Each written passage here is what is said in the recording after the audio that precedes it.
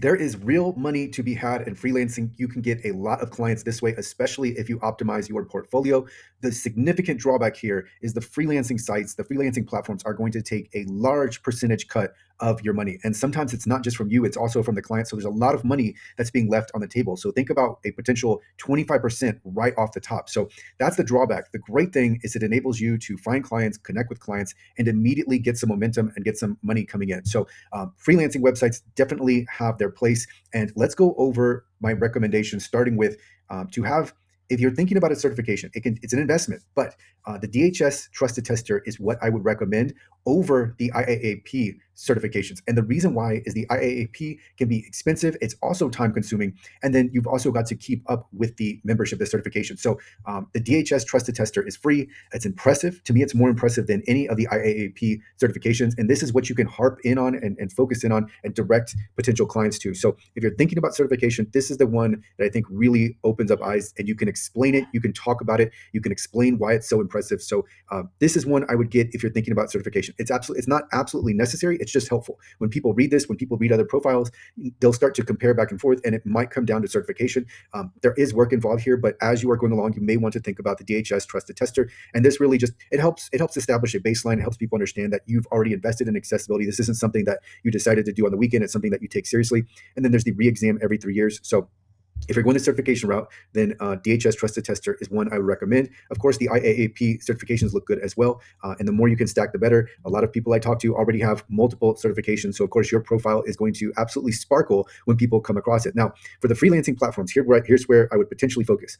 Upwork, definitely Upwork. I think Upwork is a must-have. Fiverr, freelancer.com. And there's also Shopify partners. If you're not a Shopify partner, then I would go ahead and become a Shopify partner. And along with that, you can actually name that as like a skill, like something like another bullet point on your resume is like, hey, I'm a Shopify partner for accessibility. That would go well. And I think Shopify partners is fairly easy to gain access to. And then also optimize your LinkedIn profile. LinkedIn is another freelancing platform in a way. And I can tell you personally, I have looked for contractors on LinkedIn. So on your LinkedIn, you want to make sure that if you are open to work, that you let people know I'm open to work. Add your email. So this is very important. And we're going to go over optimizing your profile on each of these platforms. But add your email to LinkedIn. There's a place where you can add your contact information.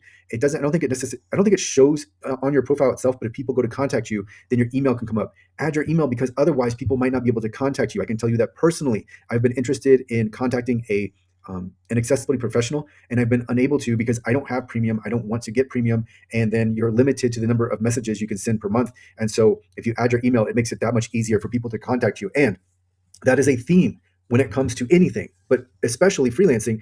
Make it easy on the person that is trying to work with you. And if you make it difficult to contact you, that is yet another barrier. You've lowered your percentage chance that they contact you. If they have to try really hard to find your contact information, it becomes much less likely that you end up being contacted. So I know that's not applicable for every freelancing platform because they'll go through their own internal system. But when it comes to LinkedIn, make sure that you have as much information, even if you have to write your email in your profile summary, do that. So another recommendation is to use your name. Use your name. If and your username is the same, keep everything the same. And if you do that, there may be some people who reach out to you outside of the platform. So I've talked about how with Upwork and Fiverr and freelance, like, I didn't say freelancer, but anyways, with these different platforms, they're charging you a significant percentage, and there's also the percentage for people to find you that are people who are looking for you to even hire you. So right, so there's fees going on both ways. Neither party likes how high these fees are, but if you brand yourself, and the easiest way to brand yourself is under your name, because that way, hey, you're not saying to go to your website, you're just stating your name. If people are thinking about it, which some people are, myself being one of them, then they'll just look up your name plus accessibility. There you are. They can contact you directly, and they don't have to go through the platform. So that's an easy way. There's nothing wrong with stating your name unless there is now. But if you state your name, you make that your username. That makes it so much easier. If you don't want to use your name, you're going to limit yourself. But if you don't want to use your name, then what you can do is you can have like a brand. So whatever the brand would be, I don't know what it would be, but have this brand, make it your username, and then also people can find you under that brand name if they search. So there is that. Provide a genuine, detailed write up. Be authentic. Don't use something that reads like you tried to make it professional.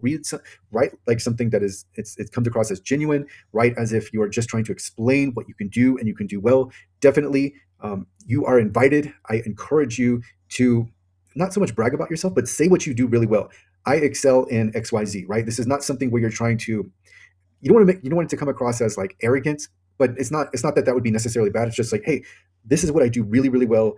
You can hire me and I will be able to do this 100%. Like I can do this quickly, etc. So just be confident in what you write and don't be afraid to say what you do really well, but also don't say you're the best at everything. Number one, PDF remediation, number one, website accessibility audit, that's going to go over horrible. So you want to think about what you do especially well and focus on that for your profile. No, you won't catch every single last potential client who's looking for anything in accessibility, but you can now focus in on more what you specialize in. And so don't try to be everything to everyone. Instead, focus in, say what you do well, and you're going to get better conversions as a result.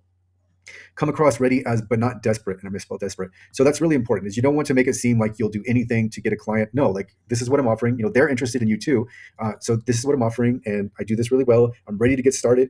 That's not coming across as desperate. But when you're desperate, you start to say things like, we'll work for any price, that type of thing. So don't come across as desperate, but you are ready and you want to reply fast. If someone messages you, the longer you wait, the more likely you are to not even have a chance. Because what is that client doing after they message you?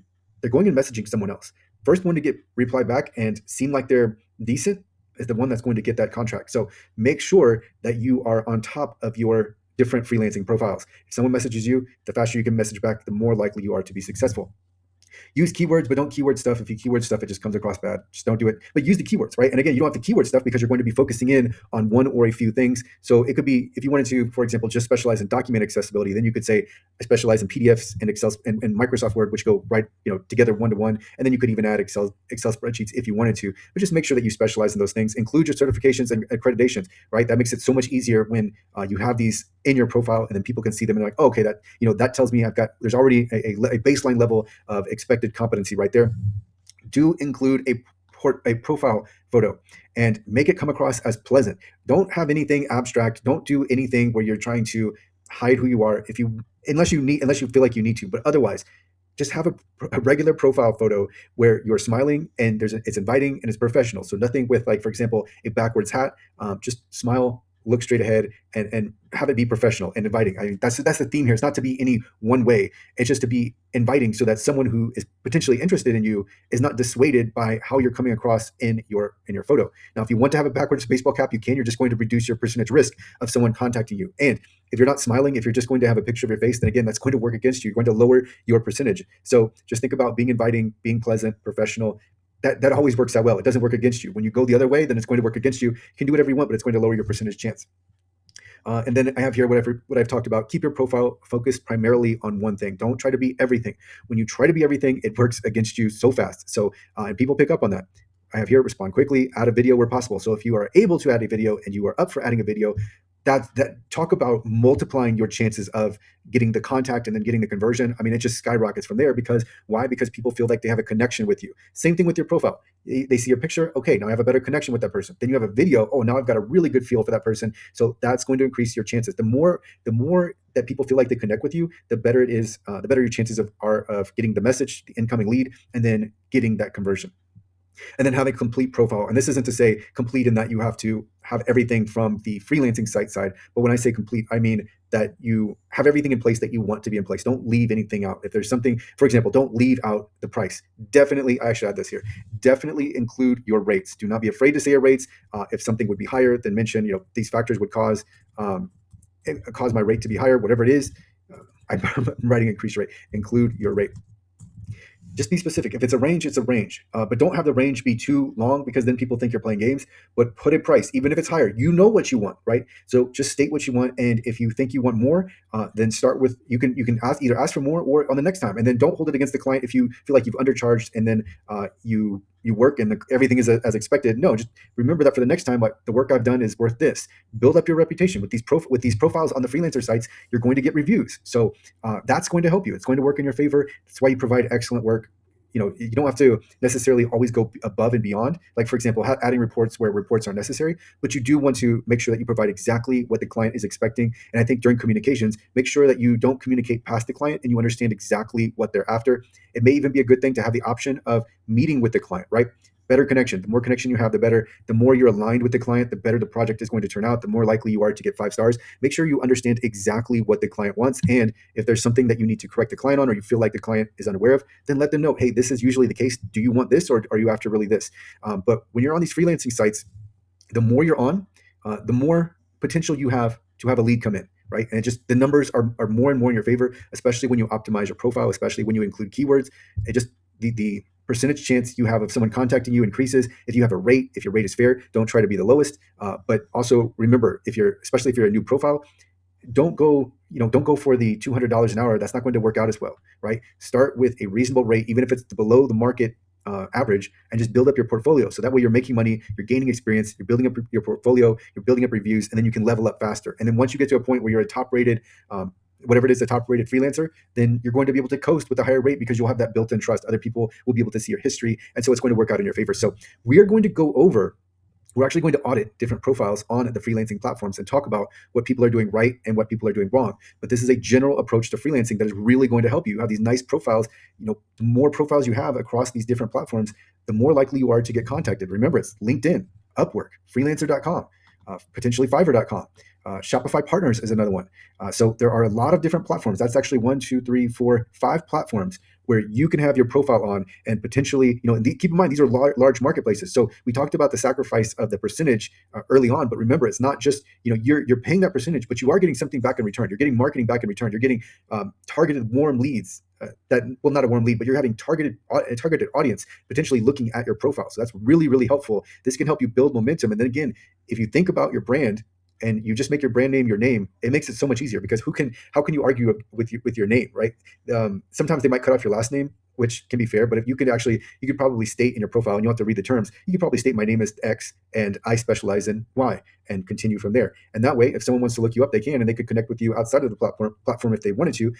But these platforms they're not these are different properties that you can control, and just keep up your profile, respond quick to messages. Remember that when someone messages you, they're ready to go, right? When they message you, they're ready to start their project. And if you adopt that mindset of, hey, if someone messages me, I'm going to message them right back, that's going to really, really like multiply your chances of winning the contract, right? Because if you message back right away, then you've got that a rapport, a connection. They can see that you're serious, you're ready to get to work. So if you're replying within 30 minutes of getting a message, you're going to have a much, much better chance. The more you wait, the more time that elapses, the lower your chances get. It's not to say that you always have to reply within 30 minutes, but the sooner you reply, the better. And then you can multiply again with a video, right? With the profile picture, with a well-written description. And again, don't write it generally. Don't write a generic description. Do not stuff keywords. If it comes across like you're stuffing keywords like ADA, WCAG, 508, that's going to come across horribly, and people are going to scroll right past it. So make sure that it's coherent. Use AI to help you with a profile. I'll probably help with writing a profile too in a later video. But for now, this is freelancing. This is a way to really bring in revenue. As you build up, you can start to account for that percentage loss by increasing your prices. But this is a way to get momentum, get clients, and be found and be visible. So we'll continue on with so many more videos.